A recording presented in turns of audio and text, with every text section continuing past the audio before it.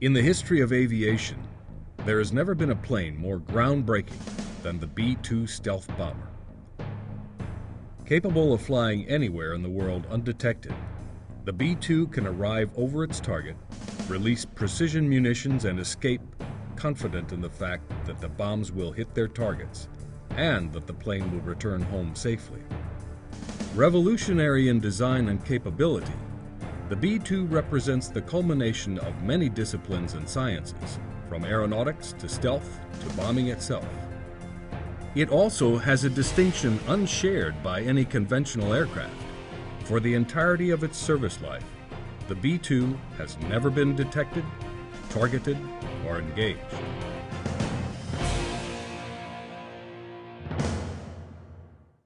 The B-2 is flown exclusively by the United States Air Force and is the most sophisticated flying machine in existence. Its creation relied on 100 years of bombing experience, the evolution of computers, radical jumps in engineering science, new approaches to aircraft design, and a new generation of weapons called smart bombs. Among the personalities involved were a visionary American aircraft designer and an unrecognized Soviet physicist. The story of the stealth bomber begins during the first days of bombing.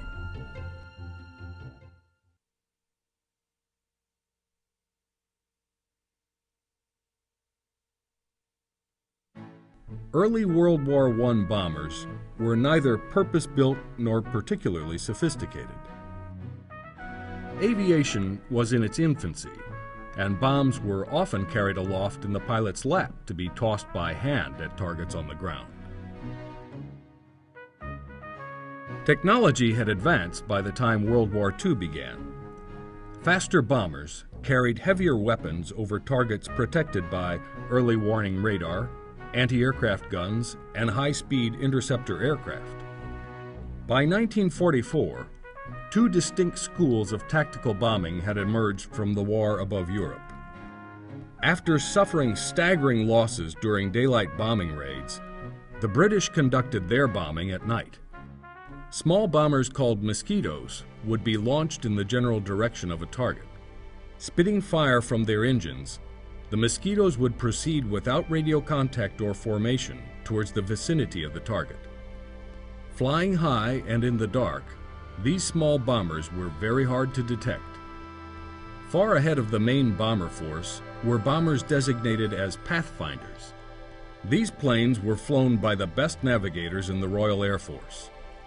Their mission was to drop incendiary bombs on the target, producing bright flames and creating an easily spotted target for the main bomber force.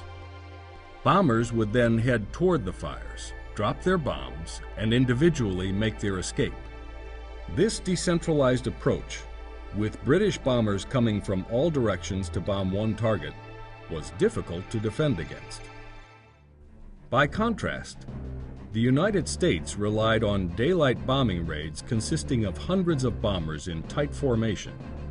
The B-17 was an enormous plane, with a crew of 10 and defended by 13 50 caliber machine guns. In fact, the B-17 carried so much weight in machine guns, ammunition, and defensive gunners that its bomb load was the same as that of the two-man Mosquito. Escort planes didn't have the range of bombers, which meant the big planes were usually over targets with little protection. Although gun turrets protruded from every side of the B-17, the slow, tightly packed fleets of bombers proved easy targets for the fast, heavily armed German interceptors. Because they dropped their bombs as one, the bombers flew in complicated formations, designed so that they didn't drop bombs on each other. Advancements in fighter technology, as well as enormous industrial output, were the two factors that allowed the U.S. to turn the tide of the bombing campaign. Under the cover of new escort fighters, the 8th Air Force began launching bomber missions in excess of 1,000 bombers, with 600 escort fighters.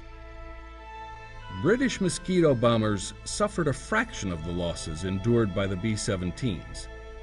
While the British approach demonstrated how effective bombing could be when utilizing bombers that were difficult to detect, The U.S. would continue to use large bombers in high-altitude formations until the 1960s. It would take whole fleets of aircraft to fly over a single factory or a single bridge, dropping tons and tons of bombs with the objective of destroying that one bridge or destroying that one factory. Following World War II, vast sums of money were spent on bigger, faster bombers with larger payloads. The United States had powerful new weapons and an equally powerful new enemy, the Soviet Union.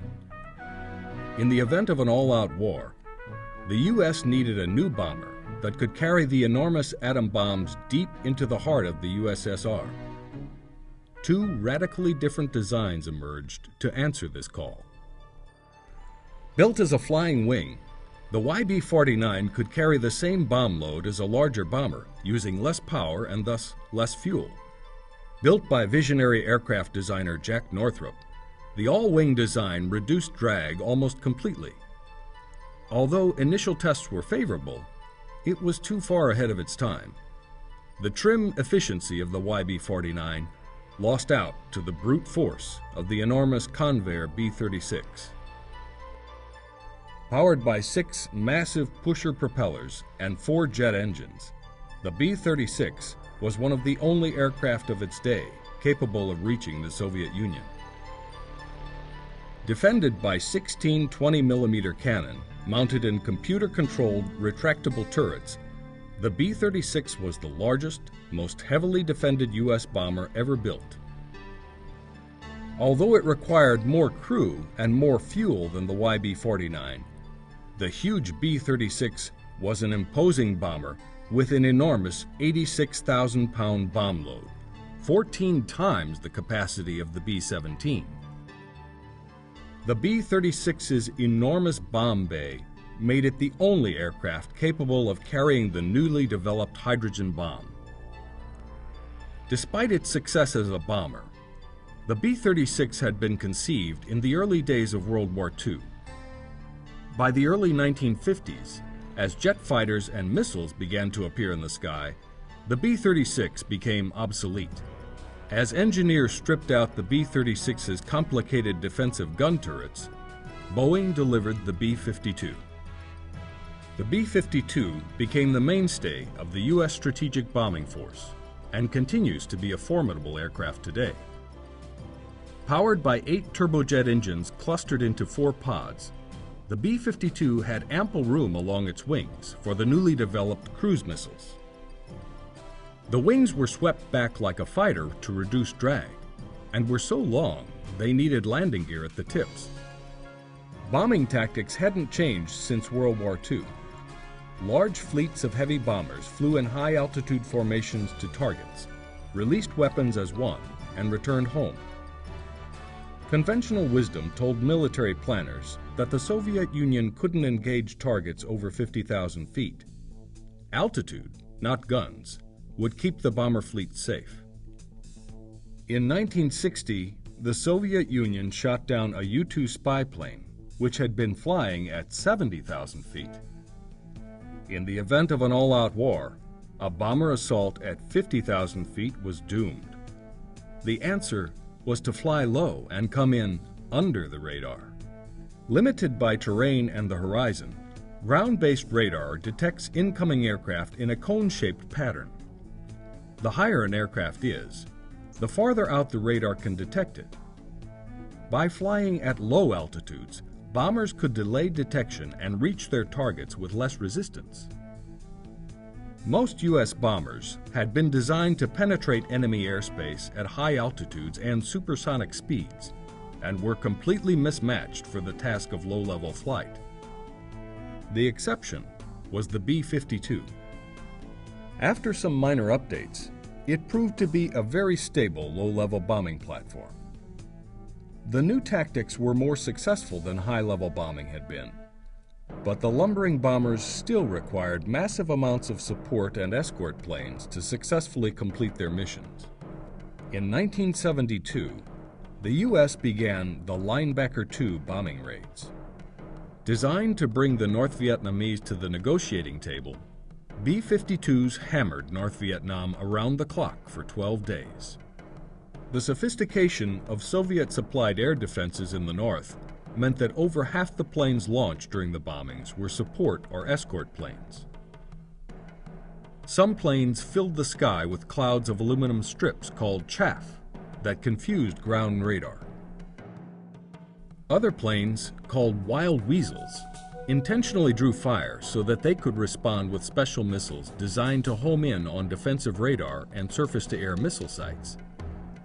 Based on the scale of the North Vietnamese air defenses, and the fact that the Soviet Union would certainly employ an even more sophisticated system, conventional bombing raids against the Soviet Union appeared impossible with the B-52. A new bomber was needed. The Rockwell B-1 Lancer seemed to be the answer. Designed for supersonic flight at low altitudes, the B-1 was fitted with a special terrain-following radar that maps the ground in front of the plane and lets it fly at less than 100 feet.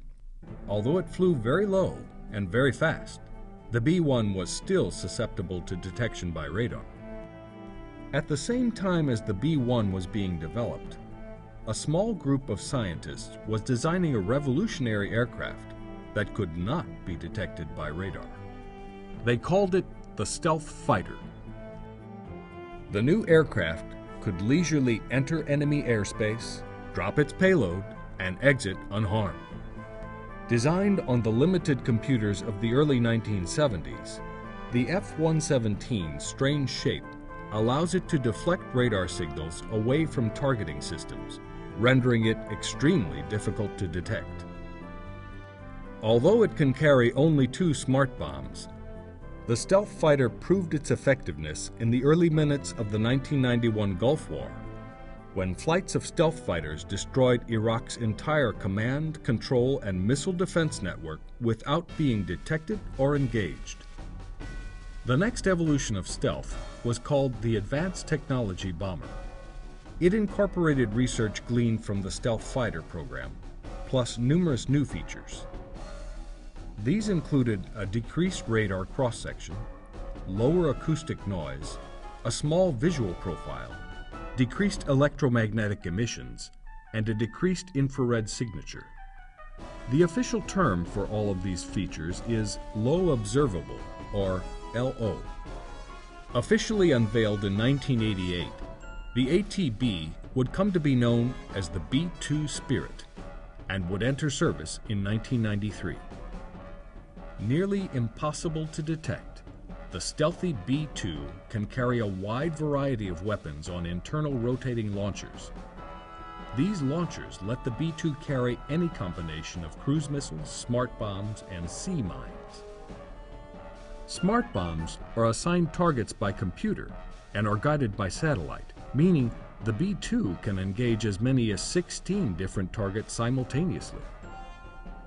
Its low observability, mixed with the unique weapon delivery system, means the B-2 can arrive over a target with no warning, release 16 different weapons, destroy 16 different targets, and leave without the enemy knowing what happened. When it rolled onto the tarmac at Palmdale, California, the Flying Wing bomber carried the name of Jack Northrop's company and had exactly the same wingspan as his 1943 bomber, the YB-49. Standing at the podium, the Master of Ceremonies said simply, "Jack Northrop, we salute you."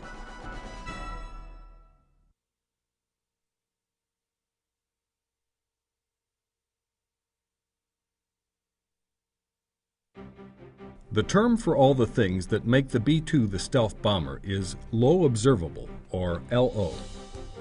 LO is made up of radar cross-section, infrared signature, appearance, electromagnetic signature, and acoustic signature. Although stealth aircraft seem to be a new invention in air combat, there are many documented attempts at stealth from as early as World War I. The German heavy bomber Linke Hoffmann R-1 had part of its fuselage constructed from transparent Cellon. Although the plane made its debut too late in the war to study its effects, the plane itself represents some forward thinking in the arena of low observable. In 1944, American soldiers discovered the unfinished German Horten H-09 flying wing bomber. Incorporating a number of forward-thinking features, this LO bomber had jet engines buried in the fuselage, a long exhaust path, a radar-absorbent covering, and a flying wing shape which gave it a diminished radar cross-section. These features would all resurface on the B-2 over 50 years later. An LO bomber that did fly during World War II was the de Havilland Mosquito, which flew only at night. To keep costs down, it was built of balsa wood.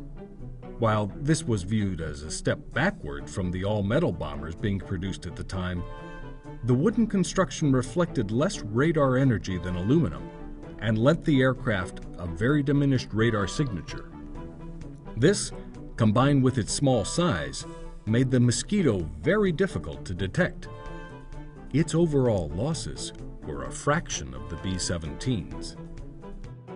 Another approach to avoiding detection was by flying at extremely high altitudes. Built by Lockheed's famed Skunk Works, the U-2 spy plane flew above 60,000 feet, while the SR-71 flew on the edge of space, 95,000 feet, at 3 times the speed of sound. Both aircraft incorporated radar-absorbent coverings and radical designs to reduce their radar cross-sections. The Lockheed Y-03A silent observation plane ignored radar detection altogether. The guerrilla tactics used by the North Vietnamese Army relied on sound to detect approaching enemy aircraft. Although not stealth to radar, an enormous muffler allowed this plane to loiter silently above the jungle treetops for hours, relaying troop and supply movements undetected. Each of these aircraft represents a small step forward in a specific area of low observability. This succession of little steps culminated in the B-2, which is a revolution in all fields of low observability. The most common method of detection is radar, which is an acronym meaning radio detection and range. Radar was developed during World War II as a means for directing and countering aircraft at night. These early radars proved quite useful in defending England from German nighttime bombing raids. The theory is simple. A radar transmitter sends out radar waves which bounce off things and scatter in all directions. Some of the scattered energy is reflected back to the radar site. The reflected radar energy is collected by a receiving antenna. Most modern radar dishes combine the two antennae, alternating between transmitting and receiving. Things which reflect radar are called targets.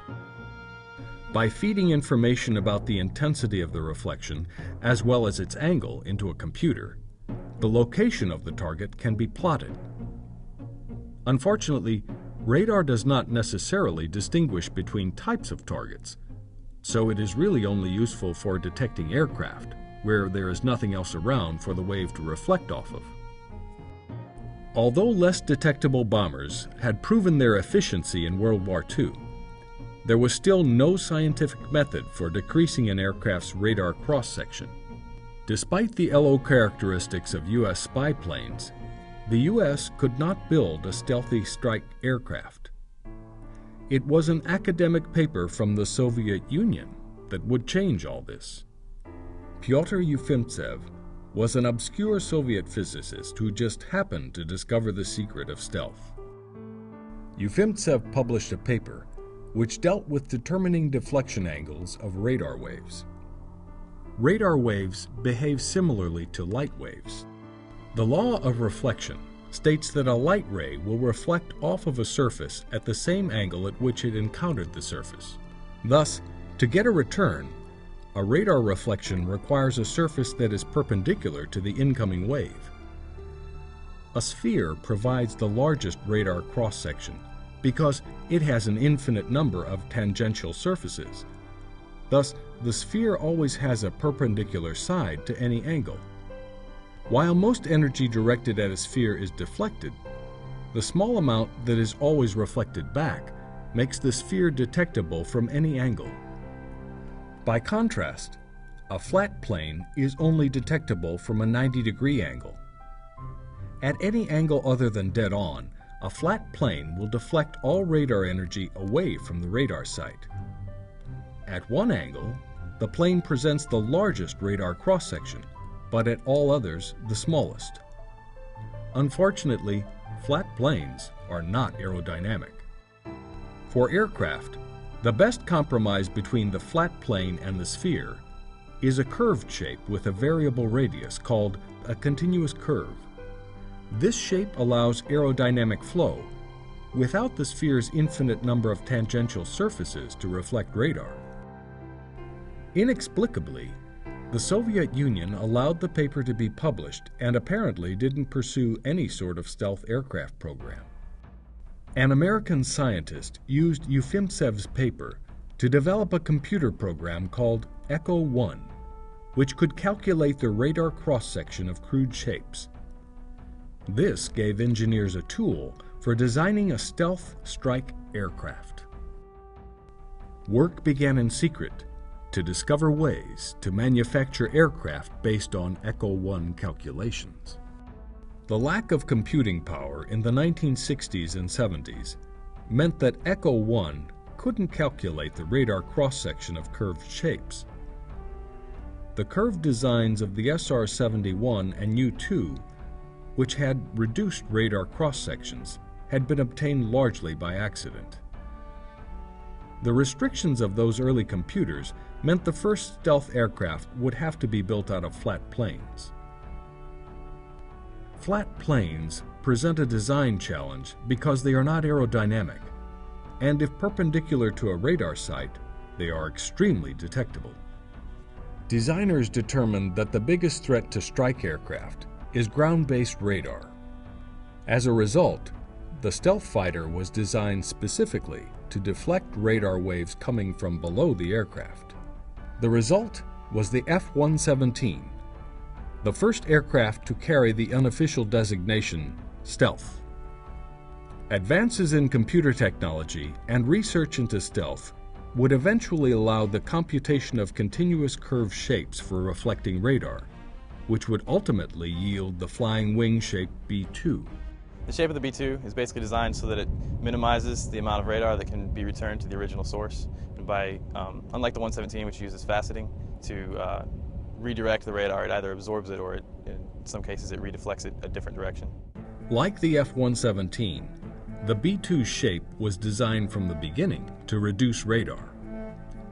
Unlike the F-117, however, the B-2 deflects radar from any angle. The primary reason it's shaped the way it is to help deflect the radar away from the originating source. So once the radar beam hits the B-2, it's actually deflected into another area where the originating radar is not, so that it doesn't pick up the signal that it sent out. Therefore, it's stealthy. The B-2 also makes full use of radar absorbent materials, or RAM. RAM is basically radar absorbing material, so it does actually absorb the radar waves, keeping them from reflecting off of the aircraft. Although the true composition of RAM is secret, it's likely it is made of lossy materials that contain free electrons which, when bombarded by radar waves, vibrate and convert the radar energy into heat.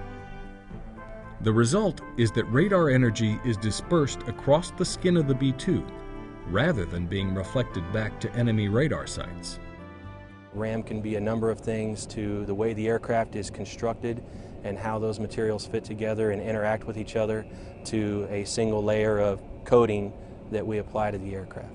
English and American scientists developed RAM during World War II, although they didn't quite realize its potential. Designed to deflect and absorb radar, RAM is an important element in modern stealth aircraft. But during World War II, RAM was applied to submarine periscopes and in radar testing facilities. In a few cases, the antennae on ships were coated with RAM to prevent them from being detected as targets by the ship's own radar. but RAM was never applied to aircraft. To further reduce the B-2's detectability, other elements of LO are implemented. To reduce the noise of the B-2, the engines are buried deep within the airframe, turning the body of the plane into a gigantic muffler. Next to radar, the heat signature of an aircraft is the easiest to detect. Heat is used in a combat situation primarily to defeat an aircraft through its exhaust, and as an aircraft is flying through the air, it also generates a heat signature. A lot of modern missiles and can pick up on those heat signatures and use those to target a vehicle. Therefore, we try to defeat that as a means of detection as well. Although the skin of an aircraft may not be hot, the boiling air produced by the engine's exhaust creates a contrail, which acts like a beacon. To correct the heat problem, the B-2 incorporates a long exhaust path, heat-absorbing tiles, and a dual air intake system. Below the main engine air intakes are smaller bypass intakes. The air from these intakes is diverted around the engine and mixed with the hot engine exhaust. Once this mixed air leaves the engines, it passes over heat-absorbing tiles. These same tiles are used on the space shuttle to protect it from the intense friction in the atmosphere on re-entry. The exhaust path is long and above the wing. It's not visible from the ground. The result is that the air behind the aircraft, as visible from the ground, is much cooler than when it comes out of the engine and produces no contrail. Although its existence is unknown, the B-2 may make use of a radical new technology known as radar-absorbent structures. If radar-absorbent material is a sponge for soaking up radar energy, radar-absorbent structures are a vacuum. A radar-absorbent structure is based around a hollow structure, most likely a honeycomb. The open sides of the honeycomb face out on the aircraft and are covered with the aerodynamic radar-absorbent material. Radar waves strike the ram, but instead of being dispersed, most of the energy is transmitted through the ram and into the honeycomb. Inside, the radar bounces off the inside of the honeycomb, which is coated with RAM. Each deflection decreases the radar's energy somewhat. Even if the radar could get a solid reflection, the end of the structure is blocked by the outer ram coating, trapping the radar energy inside. It's a living, breathing aircraft. It sweats. Moisture and other things develop inside the aircraft. Anything that develops inside the structure of the aircraft comes out through the weep holes. And so there are little tiny holes in the airplane that allow moisture and other things that develop inside the wing to come out, and it maintains the structural integrity of the aircraft. The result is that the radar energy is completely absorbed into the structure of the aircraft, and absolutely no reflection is possible. Although there is no proof that radar-absorbent structures exist, if they do, the B-2 may very well be completely invisible to radar. This represents what is known about the B-2's stealth design and capabilities. What truly lies beneath the skin of the B-2 will likely remain classified for a long time to come.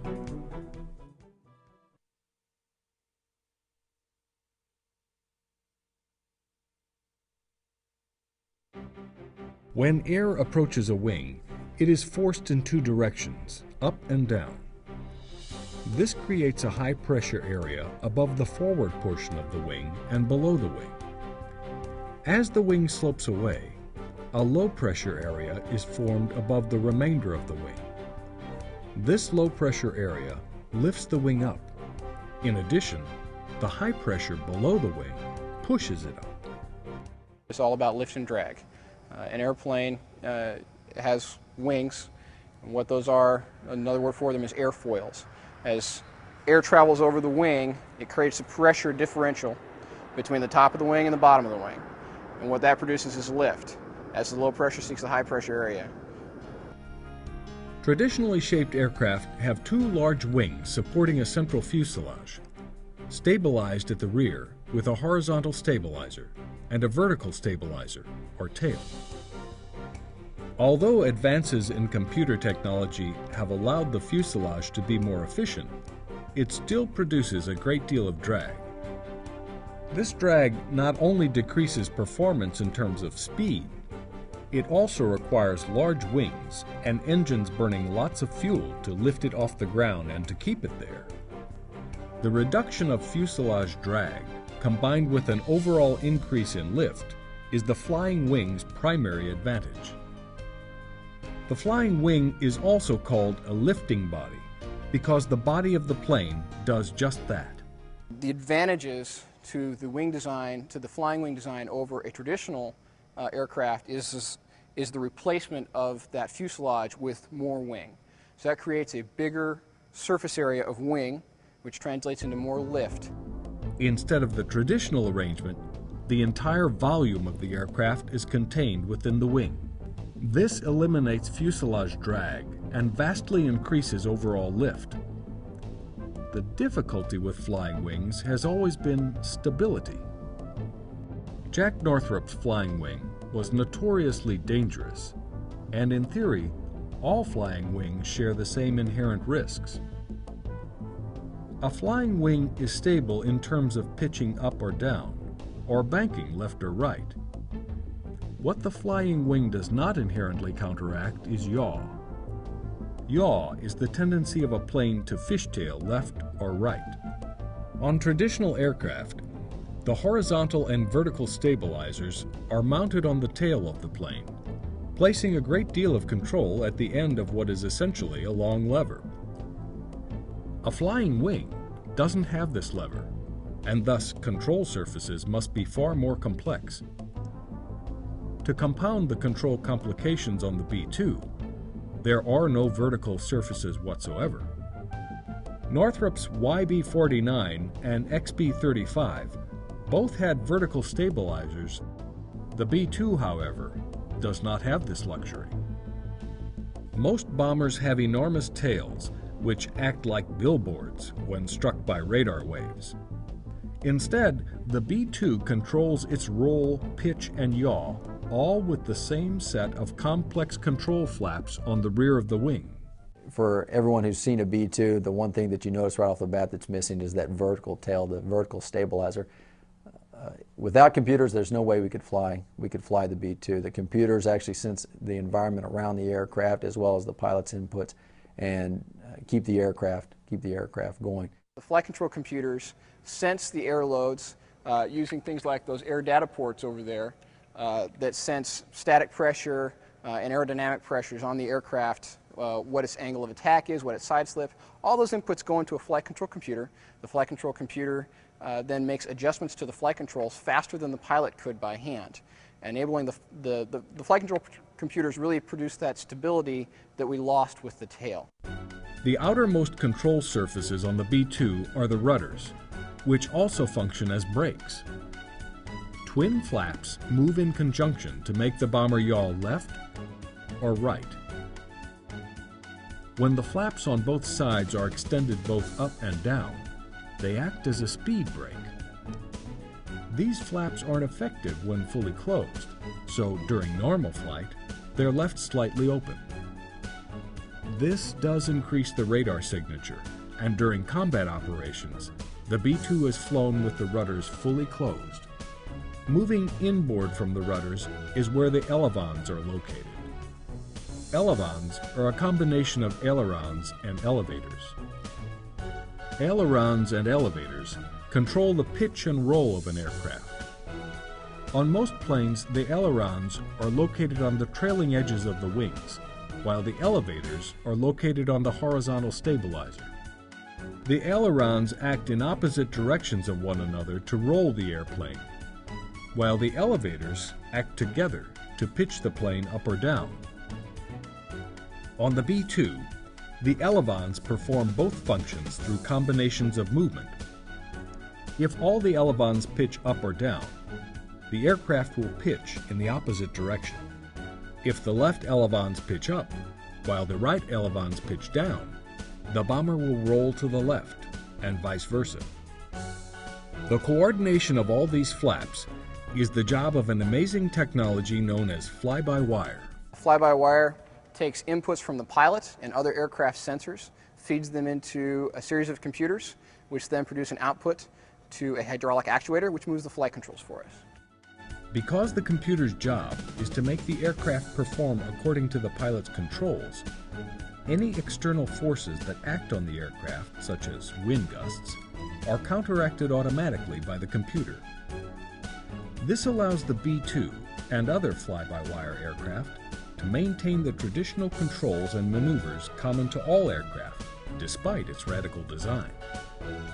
The radical design of the B-2 represents a step forward in all arenas of aircraft design. The result of fly-by-wire is that while pilots compare flying a B-52 to driving a bus, the B-2 handles more like a sports car.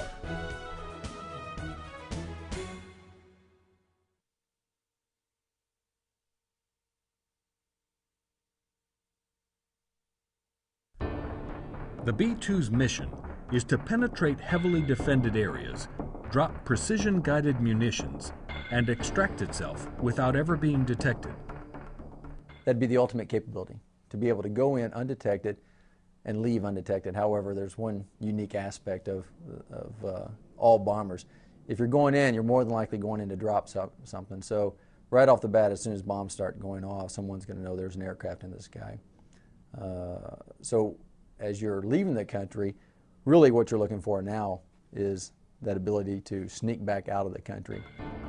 The power of stealth was demonstrated fully in the 1991 Gulf War.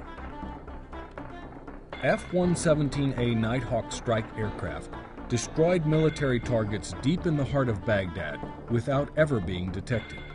At the time, Baghdad had the most sophisticated grid of interlocking defensive and anti-aircraft radar systems ever fielded. During the course of the war, F-117 aircraft engaged targets in Iraq 1,271 times and lost 0 aircraft. This was due almost entirely to the F-117's stealthy radar cross-section. That the B-2 has an even smaller radar cross-section with less detectable LO characteristics, paired with a bomb capacity 8 times that of the F-117, is a testament to its potential. The B-2 is a stealth aircraft. It's designed to basically kick down the door to open up that entryway for other aircraft. Any B-2 mission begins with planning. Positions of known radar sites, as well as any missile sites and intercept aircraft, have to be plotted. The B-2 deflects some radar and absorbs some radar, but it's not impervious. For this reason, B-2 pilots must determine the best route through known radar positions, known as the corridor. The B-2 enables us to pull the wool over the enemy's eyes and significantly darken his view. So with that in mind, there may be advantages to making different turns and going different directions en route to the target with the bomber to enable us to accomplish the mission. The amount of radar an aircraft reflects is called its radar cross-section, or RCS. As aircraft approach radar sites, they encounter more radar energy, which increases RCS. This means that an aircraft which is undetectable at long range becomes detectable at close range. Defensive radar networks are set up around strategic areas using multiple radar sites. The size of an aircraft's radar cross-section and its proximity to the radar site determines when it can be detected. All of this is taken into consideration so that the individual radar site zones of detection overlap, effectively creating a wall of radar.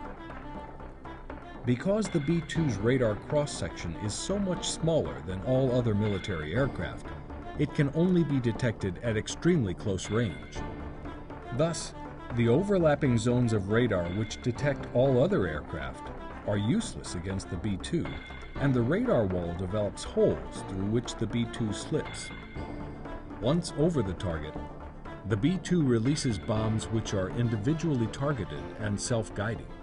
Typically, like I said, we knock the door down, we go in first and lead the way for other aircraft with a larger radar signature to come in and strike targets to drop those unguided weapons. Thus, The B-2 can arrive over its target unannounced, release fire-and-forget weapons, and leave craters as the only evidence of its presence.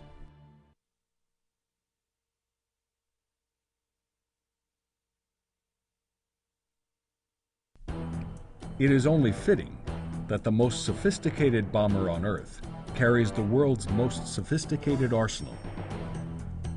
The B-2 can carry anywhere from 80 500-pound bombs to 8 5,000-pound bunker busters. Other options include sea mines, stealthy cruise missiles, and just about everything in between. The crown jewel in the B-2's arsenal is the 2,000-pound J.D.A.M. J.D.A.M stands for Joint Direct Attack Munition, but it's commonly shortened to Smart Bomb. The J.D.A.M comes in a variety of weights, from 250 pounds to 5,000 pounds, although each variant has the same basic purpose: to deliver a high-powered explosive punch with pinpoint accuracy every time. A J.D.A.M is made from a free-fall bomb, a strake assembly which adds stability, and a tail kit which contains satellite guidance equipment and the fins which steer the bomb. J.D.A.Ms can be programmed on the ground before they are loaded into the B-2, or they can be reprogrammed in flight to accommodate changing target conditions. The B-2 carries its weapons in a manner different from most other bombers. Where B-17s and the original B-52s carried their bombs stacked in racks to be released en masse, the B-2 uses a rotary launch assembly. When the pilot wants to drop a bomb, the bomb bay doors open. The assembly rotates to the correct position and drops the requested bomb. This allows the B-2 to carry different types of munitions, or bombs programmed for specific targets in the same bomb bay, and provides a connection between smart bombs and the B-2's computers. In the air, the B-2's onboard computers and the computers in the J.D.A.M are linked, providing the smart bomb with up-to-the-minute information about target position and weather. During the B-2's 40-hour flight, targets may move, winds may shift, or storms may move in. The J.D.A.M uses this information to correct its course and to assure maximum impact with minimal civilian casualties. The strake assembly and tail fins on the J.D.A.M act like wings, giving it a gliding range of just under 8 miles.